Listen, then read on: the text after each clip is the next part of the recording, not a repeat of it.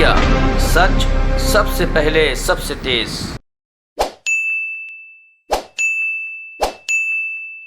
सुप्रिया जी से इसके बाद, सुप्रिया जी के प्रेस कॉन्फ्रेंस के बाद हम एक वीडियो रिलीज करेंगे जो पूना के पर्यावरण से संबंधित मुद्दों पर है। जैसा कि आप जानते हैं, पूना हरियाली के लिए कई वर्षों से जाना जाता था।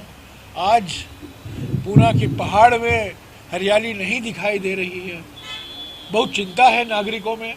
और एक नागरिक ने एक फिल्म बनाया है और उन्होंने मुझे रिक्वेस्ट किया था कि मैं उसका विमोचन करूं, तो इसके बाद उसका रिलीज़ होगा। पहले सुप्रिया जी आपको संबोधित करेंगे। नहीं, चेंज प्लीज।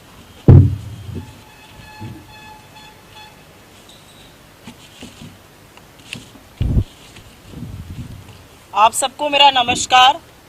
और मुझे लगता है भारत जोड़ो यात्रा में आप लोगों का जो सहयोग रहा है, मीडिया ने जो दिखाया, उसके लिए साधुवाद। सोशल मीडिया में होने के नाते यहाँ की तस्वीरें देखकर, यहाँ के वीडियो देखकर ज़रूर आप प्रभावित होते हैं। लेकिन मुझे लगता है कि जो सुबह मैं चली एक पैर अभी इस यात्रा में, उसका कोई सानी नहीं है, उसका कोई विकल्प नहीं है। वो आपको सोचने पे मजबूर करता है कि कितना प्यार और कितना विश्वास इस देश को है और उसी प्यार और विश्वास को आगे ले जाना है और किस तरह से लोग असल मुद्दों की बातें कर रहे हैं। क्योंकि थोड़ी बहुत अर्थव्यवस्था की समझ रखती हूँ, तो मुझे लगा बात आज महंगाई की होनी चाहिए।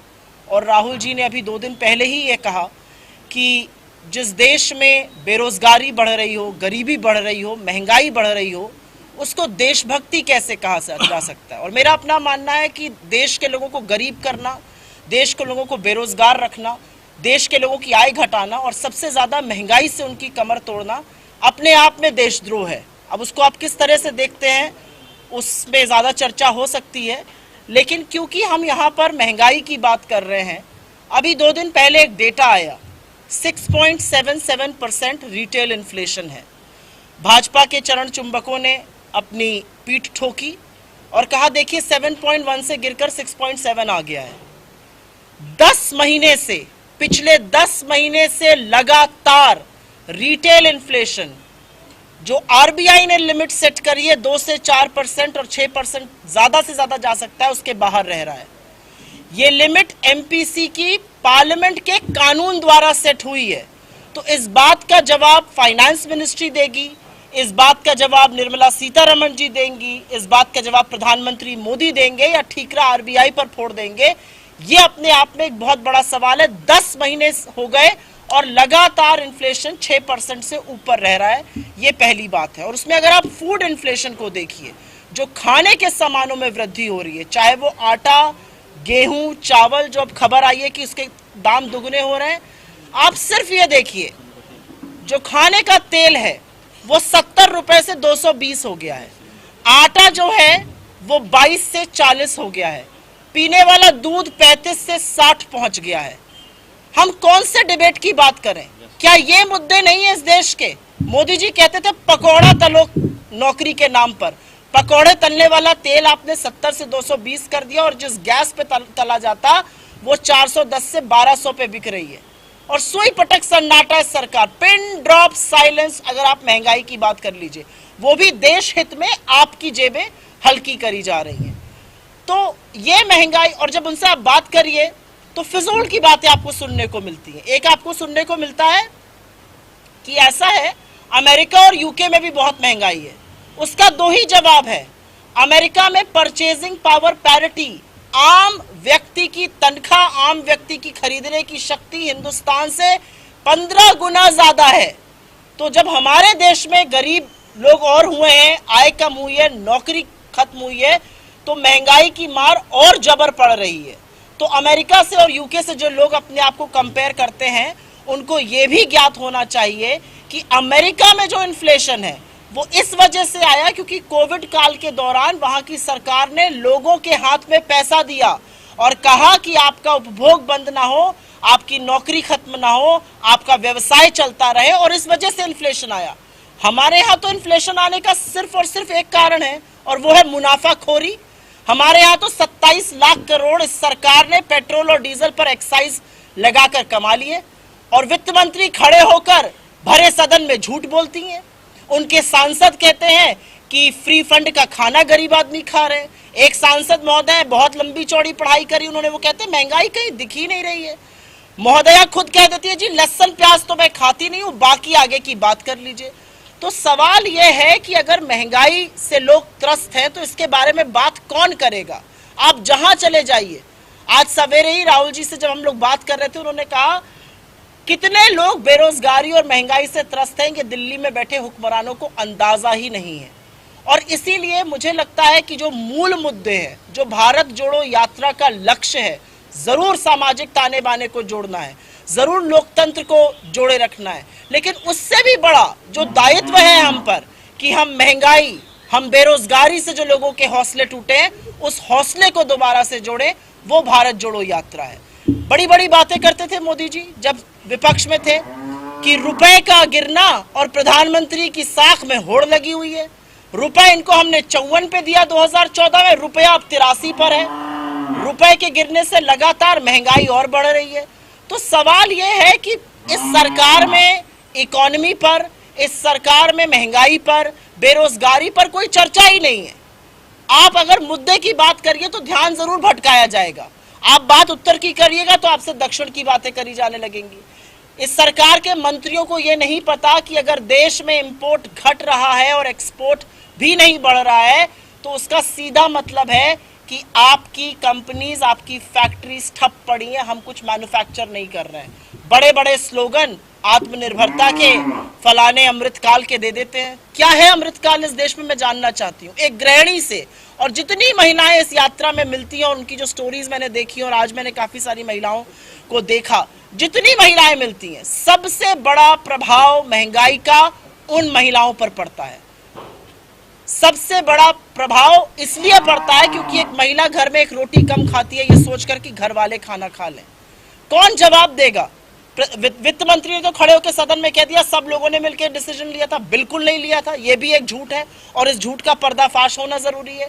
जो जीएसटी काउंसिल होती है, अगर उसमें किसी को भी कोई भी डिसीजन को अपोज करना है तो या तो सेंट्रल गवर्नमेंट उसका साथ दे या 19 और राज्य उसका साथ दें। 19 राज्यों में भाजपा की सरकार है, क्यों आपने आटे पर जीएसटी लगाया? आप तो हवाई चप्पल और हवाई जहाज का चश्मा लगा रहे थे, हवाई चप्पल पे जीएसटी लगा दिया। पहनने वाली नॉर्मल सी कमीज पर आपने जीएसटी लगा दिया। तो चाय पत्ती से लेके चाहे वो कॉफी हो, चाहे बच्चों को पिलाने वाला दूध हो, चाहे आटा हो, दाल हो, चावल हो, हर चीज पर तो जीएसटी है। तो कैसे संभलेगा ये? यही सवाल है। आप जब इनसे ये सवाल करते हैं तो उसका सामने से कोई जवाब नहीं आता है। महंगाई से लोग त्रस्त हैं। 6.7% से ज्यादा इन्फ्लेशन इस देश के लिए हानिकारक है। 10 महीने हो गए लगातार 6% से ज्यादा इन्फ्लेशन है। और अंत में मैं इतना कहूंगी कि विपक्ष नहीं कह रहा है कि त्राहिमाम मचा हुआ है। आपको आईना तो आरबीआई दिखा रहा है। 4 बार आरबीआई ने रेट बढ़ाया है। क्यों बढ़ाया है? क्योंकि महंगाई नियंत्रण में आप ला नहीं पा रहे, इसलिए आरबीआई को एक्ट करना पड़ रहा है। लेकिन आरबीआई भी बखूबी ये जानता है कि आज उन्होंने कर लिया है, कल को काम तो फाइनेंस मिनिस्ट्री को और सरकार को ही करना पड़ेगा। इस सरकार से जब आप बात करिए, उल जलूल की बातें करते हैं। आपका ग्रोथ रेट मूडीज ने, फिच ने, एसएनपी ने, ऐसा कोई ब्रोकरेज नहीं है, आरबीआई ने, आईएमएफ ने, वर्ल्ड बैंक ने लगातार काटा है। उसके बारे में कोई चर्चा नहीं है, मुद्दे की कोई बात नहीं है। नौकरी की बात करिए तो फालतू की बातें करेंगे। 16 करोड़ रोजगार बनाना था, 75,000 को सर्टिफिकेट बांट रहे हैं। बात करनी है आम आदमी की, बुलेट ट्रेन की बात करेंगे। बात करनी है आम आदमी की, वंदे मातरम की बात करेंगे। बार बार मवेशियों से वो टकरा कर टूटी जा रही है। समझ में नहीं आता गत्ते की बनी है ट्रेन या लोहे लक्कड़ की बनी है। सबसे बड़ा प्रॉब्लम है कि इकोनॉमी खतरे में है और सरकार वो डॉक्टर है। अगर आप पेट दर्द लेके डॉक्टर के पास जाइए और डॉक्टर आपसे कहे नहीं मैं मानता ही नहीं हूं आपके पेट में दर्द है, तो आपका इलाज संभव नहीं है। सरकार आज डिनायल में है। सरकार मानती ही नहीं है कि इकोनॉमी में समस्या है और उसी का जो हम भुगत रहे, ये देश भुगत रहा है, बेरोजगार भुगत रहे हैं, ये उसी का नतीजा है। इस मंच से और तमाम कांग्रेस के मंचों से हमने लगातार महंगाई पर, बेरोजगारी पर हल्ला बोला है और आगे भी जरूर बोलते रहेंगे। शुक्रिया, सवाल उठाइए। हाँ। दो चीजें I just want to ask sure.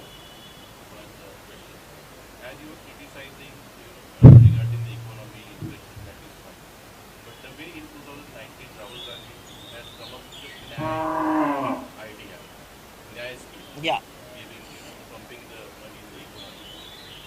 The same way, do you have any plan in this, along with Bharat Jodo Yatra, economy, strengthening the economy also?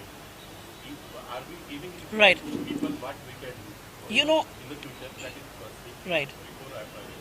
Second thing, I just social media.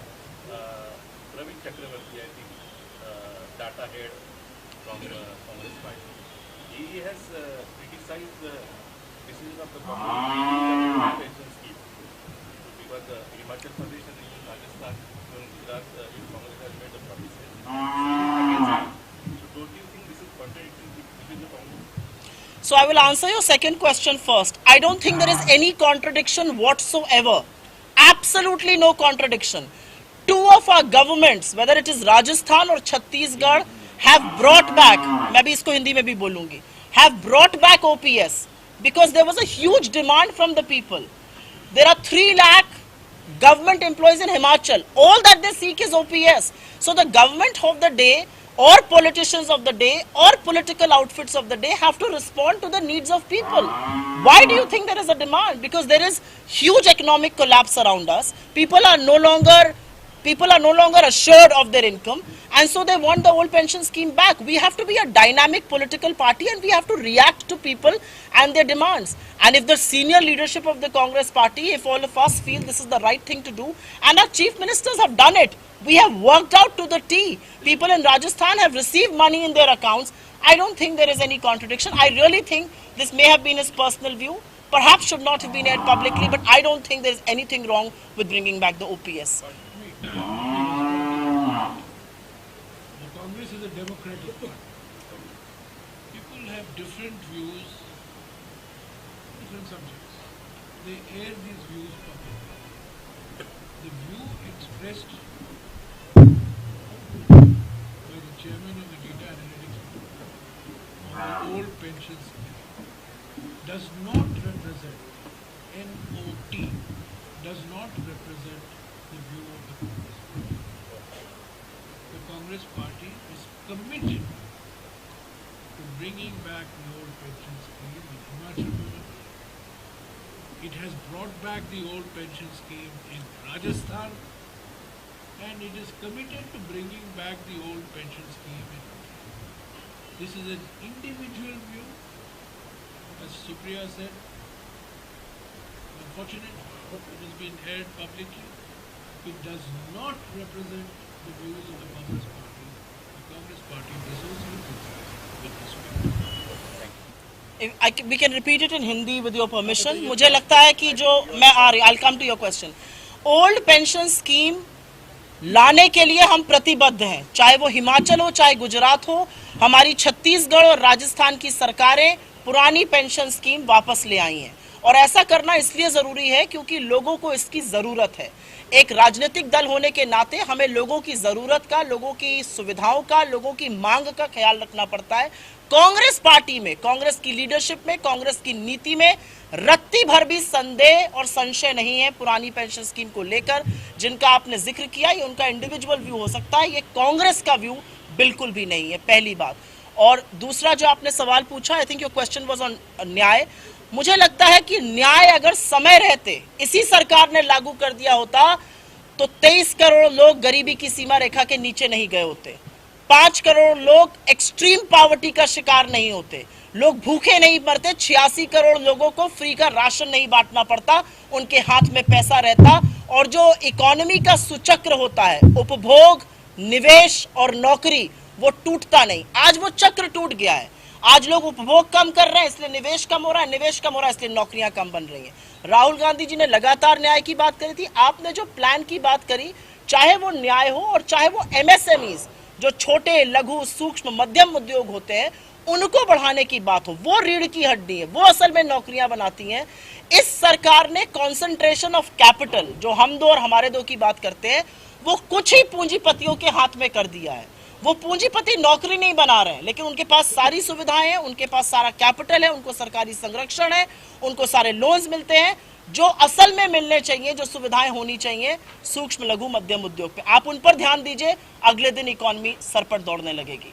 अभी आपने कहा कि old pension scheme हमारी commitment है। जैसे महाराष्ट्र जैसा राज्य है जिस पर 5 लाख करोड़ से ज़्यादा का कर्जा है और हमारा ज़्यादा से ज़्यादा एक्सपेंडिचर जो है पेंशन पे और लोगों के तनख्वाह पे चला जाता है, तो क्या ये फिजिबल आपको लगता है भविष्य में कि ऐसे योजनाएँ पॉपुलरिस्टिक रूप से हम ला रहे हैं, या फिर ये फिजिबल है कि डेवलपमेंट के लिए पैसा भी बचेगा क्योंकि सरकारों के पास पैसा नहीं है? ऐसा हर बार राजस्थान की सरकार ने भी कहा है, छत्तीसगढ़ की सरकार ने भी कहा है कि सरकार के पास पैसा ही नहीं बचता डेवलपमेंट में।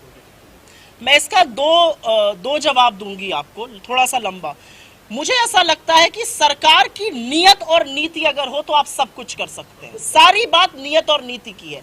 जब मनरेगा हम लाए, और उस समय तो सर उसके मंत्री थे, जब हम मनरेगा लाए तो लोगों ने बड़ा संशय दिखाया। इस सरकार ने तो उसको हमारी विफलताओं का पुलिंदा कहा, और आज वही मनरेगा ग्रामीण इलाकों में संजीवनी बनकर खड़ा है। तो ये नीति और नियत की बात होती है। अगर आपकी नीति और नियत साफ है तो आप बिल्कुल कर सकते हैं। आपने कर्ज की बात करी, सरकार के पास तमाम ऐसे साधन होते हैं जिससे आप रेवेन्यू जनरेशन कर सकते हैं।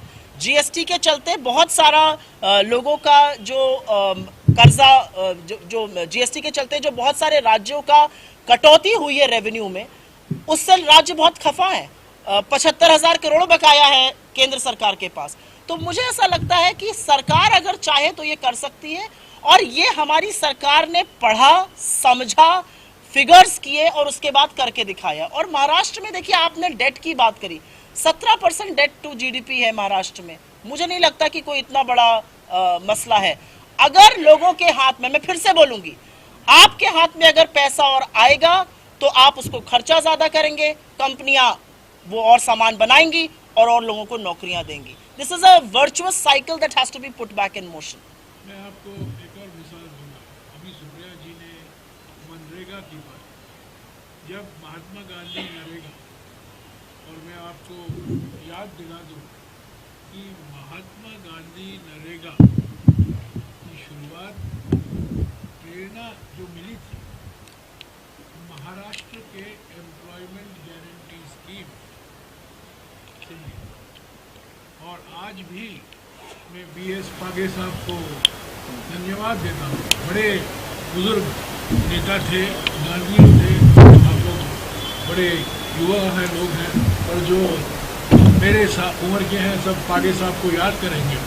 पागे साहब की वजह से ईजीएस बना, और ईजीएस को ही लेकर हमने महात्मा गांधी नरेगा की शुरुआत की। और तब भी सरकार के अंदर, पार्लियामेंट के अंदर बीजेपी से, कई पार्टियों से आलोचना हुई, पैसा कहाँ से आएगा, और हमने कर दिखाया। और जैसा कि सुप्रिया जी ने कहा, प्रधानमंत्री जिन्होंने इसकी इतनी आलोचना की, आज इसके गुणगान गा रहे हैं। मैं दूसरा आपको मिसाल देता हूँ। महात्मा गांधी का नरेगा, इनकी नरेगा से भी थोड़ा खर्चा में और भी ज़्यादा नेशनल फूड सिक्योरिटी एक्ट लाया गया 2013 में। एक मुख्यमंत्री ने उसका विरोध किया, एक मुख्यमंत्री ने, सारे मुख्यमंत्री उसके पक्ष में थे, पर एक मुख्यमंत्री ने उसका विरोध किया, वो मुख्यमंत्री गुजरात के मुख्यमंत्री। और उन्होंने कहा पैसा कहाँ से आएगा, दिवाला हो जाएगा, तिजोरी में पैसा कहाँ है। और आज वही मुख्यमंत्री जो आज प्रधानमंत्री पद पर बैठे हुए हैं, वो कहते हैं कि हमारा देश दुनिया का सबसे बड़ा फीडिंग प्रोग्राम चला रहा है। पैसा कहाँ से आया? 2 लाख करोड़ से भी ज़्यादा सरकार। तो अगर, जैसा कि इन्होंने कहा, अगर नियत है, अगर नीतियाँ हैं, पैसा ढूंढ सकते हैं। और ओल्ड पेंशन स्कीम के बारे में इस पर चर्चा है। कुछ लोग न्यू पेंशन स्कीम लाना चाहते हैं, कुछ लोग ओल्ड पेंशन स्कीम के पक्ष में हैं, कुछ लोग ओल्ड प्लस न्यू दोनों को खिचड़ी बनाकर एक मध्य का रास्ता ढूंढ निकालना चाहते हैं। पर मैं समझता हूँ ओल्ड पेंशन स्कीम पर कांग्रेस पार्टी ने करके दिखाया है राजस्थान और छत्तीसगढ़, और उसी के आधार हमने हिमाचल और गुजरात में वादा किया कि अगर हमारी सरकार आएगी तो ओल्ड पेंशन स्कीम यात्रा विदर्भ से चल रही है। कल सुप्रिया जी से पूछिए, मैं सिर्फ यहाँ राहुल जी कल कलावती से भी मिले और फार्मर सुसाइड का मुद्दा यहाँ पे चर्चा में था। इसी के कारण लोन व्यवस्था स्कीम इम्प्लीमेंट किया, जैसे फूड सिक्योरिटी मिशन का बना और कई सारी योजना उस समय आई, लेकिन ये सब रुक गया है ऐसा लगता भी है। और जो फ्रॉड सिचुएशन थी आज एक्सेस रेट में कन्वर्ट हो गई, बहुत सारा नुकसान हो रहा है। तो ये एग्रीकल्चर रिफॉर्मेशन के लिए जो योजना आनी चाहिए थी, तो ऐसा लगता है कि 8 साल में आई नहीं। और क्या होना चाहिए था आगे जाके जो मुद्दे तो था तो उसके आगे? देखिए 8 साल में तो ऐसा बहुत कुछ होना चाहिए था जो नहीं हुआ। 8 साल में पहली बार एक किसान, दुख होता है मुझे ये कहते हुए, महाराष्ट्र का एक किसान, केदारी अगर उनका नाम मुझे याद है, तो उन्होंने आत्महत्या करते हुए अपने सुसाइड नोट में प्रधानमंत्री का नाम लिखा। ये दुख की बात है इस देश के लिए कि 75 साल बाद आज़ादी के अगर एक किसान आत्महत्या कर रहा है तो वो ये कह के कर रहा है कि प्रधानमंत्री जी मेरी आत्महत्या के लिए आप रिस्पॉन्सिबल हैं, आप अपने अलावा किसी की बात सुनते नहीं हैं, समझते नहीं हैं, आपने न्यूनतम समर्थन मूल्य भी नहीं दिया और हमारा जो इनपुट कॉस्ट थी वो बढ़ती गई। ये कितनी दुख की बात है। तो मुझे लगता है 8 साल में तो बहुत कुछ होना चाहिए था, खासतौर से किसानों के लिए, युवाओं के लिए, मजदूरों के लिए, छोटे मध्यम उद्योगों के लिए, जो नहीं हुआ। आपने जो किसानों की बात कही, चाहे वो फूड सिक्योरिटी एक्ट हो जिसका इनडायरेक्ट बेनिफिट किसानों को मिला, चाहे वो माफी, जो कर्जे की बड़ी माफी हमने करी वो हो, असल में आपको किसान को सुविधा पहुंचानी है। इस सरकार ने क्या किया, मैं आपको एक छोटा सा एग्जाम्पल दे देती हूँ। ये एक झुंझुना बजाते हैं हर टीवी चैनल पर जाकर और हर पेपर में इनके लोग जाकर कहते हैं हमने तो जी किसान को 6,000 रुपए दिए हैं सालाना। आप मुझे एक बात बताइए, 27 लाख करोड़ रुपए आपने इस देश से वसूले एक्साइज बढ़ाकर, डीजल का दाम आपने बढ़ाया, जीएसटी खाद पर आपने लगाया, ट्रैक्टर के पार्ट पर जीएसटी आपने लगाया, कृषि उपक्रम पर जीएसटी आपने लगाया, कीटनाशक पर, खाद पर जीएसटी बढ़ाया, दाम बढ़ाए। आपने खाद की बोरियां 50 किलो के बजाय 45 की कर दी और दाम बढ़ा दिया। ये कौन सा औचित्य है? और आप कहते हैं आप किसानों के हितैषी हैं। मुझे लगता है इससे ज्यादा किसान विरोधी दूसरी सरकार हो नहीं सकती। आप सब ने देखा था कि कैसे किसानों ने लगभग 1 साल बड़ा प्रदर्शन करके इस सरकार को घुटने टिकवाए और इस सरकार के प्रधानमंत्री श्री मोदी जी ने एक संवैधानिक पद के व्यक्ति से कहा कि अगर 700 लोग मरे हैं तो मुझे क्या, मेरे लिए थोड़ी मरे हैं। ये कितना बड़ा दुख की बात है कि इस देश का प्रधानमंत्री इतना संवेदनशील और इतनी असंवेदनशीलता दिखा सकता है। मैं एक और कहना चाहता हूँ अपने विदर्भ के बारे में। मैं पिछले कुछ दिनों में मराठवाड़ा और विदर्भा में 100 किलोमीटर से भी ऊपर चला और मुझे अफसोस के साथ कहना पड़ता है कि महाराष्ट्र के एक नेता हैं जो आज मोदी साहब के मंत्रिमंडल में महत्वपूर्ण मंत्रालय कारोबार संभालते हैं और माना जाता है कि शेरशाह सूरी के बाद वही व्यक्ति हैं जिन्होंने सड़कें बनाई हमारे देश। मुझे अफसोस के साथ कहना पड़ता है कि मराठवाड़ा और विदर्भा में मुझे इतनी परेशानी हुई चलने में, तेलंगाना में नहीं, केरला में नहीं, कर्नाटक में नहीं, तमिलनाडु में नहीं, आंध्र प्रदेश में नहीं, और मैं हैरान हुआ। 100 किलोमीटर से भी अधिक में चला हूँ। आज सुबह में चला हूँ 15 किलोमीटर और वहाँ 7 किलोमीटर का स्ट्रेच, इतना परेशानी से मैं चला उस पर। सुप्रिया जी भी बिल्कुल उस पर चली। मुझे समझ में नहीं आता, ये व्यक्ति अपने आप को दुनिया का सबसे बड़ा मास्टर रोड बिल्डर की छवि है उनकी, और वो फलाना चीज बोलते हैं, मैंने ये कर दिया, मैंने वो कर दिया। रोज 100 किलोमीटर बनाए जा रहे हैं। मराठवाड़ा में क्या हुआ? विदर्भा में क्या हुआ? इस सड़कों की हालत कलंक है महाराष्ट्र। उद्योग में, इकोनॉमी में महाराष्ट्र नंबर 1 है, पर मैं विश्वास के साथ कह सकता हूँ कि मराठवाड़ा और विदर्भा के सड़कों पर चलकर सड़कों के मामले में बिहार और महाराष्ट्र में कोई अंतर नहीं। बेरोजगारी की बात करें, I spoke to some young people in Malegaon where Rahul Gandhi is Right. and there was this BSc student agriculture. He said मैं कांग्रेस सपोर्टर रहा हूँ. He was in barely 20-25 years. He said अभी तक हमने कभी हमारे लीडर्स को यहाँ सड़क पे नहीं देखा. राहुल गांधी में हमको उम्मीद दिख रही है. He's come, there's a silent communication happening. He's coming on the सड़क and that's very positive thing that's happening. But Rahul Gandhi जाने के बाद क्या नाना पटोले, अशोक चौहान जी ये सड़क पे दिखाई देंगे? और यहाँ का लोकल आमदार ने अब तक हमारी बेरोजगारी या सड़क के बारे में कुछ नहीं किया. So when you talk about बेरोजगारी, I mean, ji, situation is the same whether it's BJP or Congress. मैं आपकी बात का जवाब देती हूँ और जवाब देना जरूरी है. मुझे लगता है कि जो राहुल गांधी जी कर रहे हैं वो आज़ाद भारत में शायद पहले कभी इस स्तर पर, इतने बड़े तौर पर और इतनी तपस्या के साथ किसी ने पहले कभी नहीं किया था. 3570 किलोमीटर पैदल चलना आसान नहीं है. बारिश में, आंधी में, धूल धक्कड़ धूप में आप चल रहे हैं और आप इसलिए चल रहे हैं क्योंकि आपको लगता है कि आपके चलने से ये देश जुड़ेगा और आपके चलने से लोगों का हौसला जुड़ेगा जो टूट गया. जो आप बात कह रही हैं वो कहीं टूटे हौसले और शायद बिखरे हुए सपनों की है. मुझे पूरा विश्वास है कि इस यात्रा से एक उम्मीद की किरण जरूर दिख रही है लोगों को.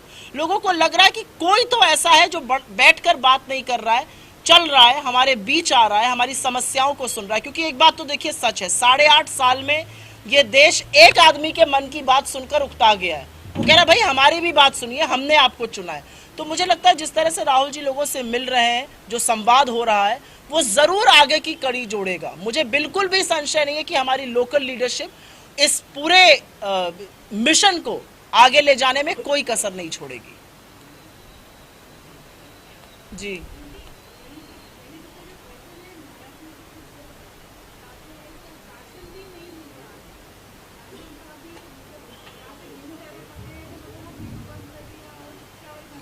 ऐसा किया इन्होंने, आप सही कह रही हैं. ये सिर्फ महाराष्ट्र में नहीं, ये बहुत सारे राज्यों में किया गया कि जो चावल खाने वाले लोग थे वहां पर गेहूं बढ़ा दिया गया, जहां पर गेहूं खाने वाले लोग थे वहां पर चावल बढ़ा दिया. महाराष्ट्र पहला राज्य नहीं है, ये भाजपा की डबल इंजन की सरकार का डबल धमाका है. हाँ,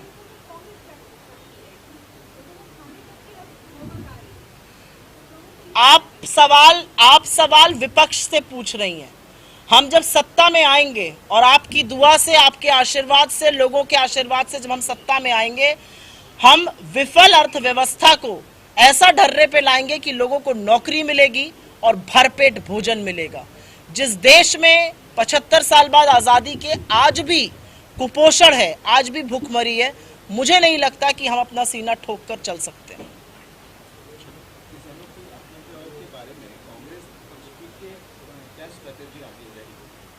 मुझे लगता है किसानों की समस्याओं का समाधान करना पड़ेगा और वही स्ट्रैटेजी है, उसके अलावा कोई स्ट्रैटेजी नहीं है. Agriculture is the biggest employer in this country. आप उससे कैसे मुंह मोड़ सकते हैं? आपको एग्रीकल्चर को रेम्यूनरेटिव बनाना है, आपको किसानों की समस्याओं का समाधान करना है, चाहे वो महंगा डीजल हो, महंगी बिजली हो, महंगी खाद हो, महंगा कृषि उपक्रम हो. जब तक आप इन समस्याओं का समाधान नहीं करेंगे और कर्ज के कुचक्र में, कर्ज के शिकंजे में अगर कोई फंसा हुआ है, तो इस तरह की आत्महत्याएं हो रही हैं. और कहीं पर यह संवेदनशीलता दिखाती है, कहीं पर दिखाता है कि सरकार को धरातल की खबर ही नहीं है. Any questions? None? Thank you, thanks a lot.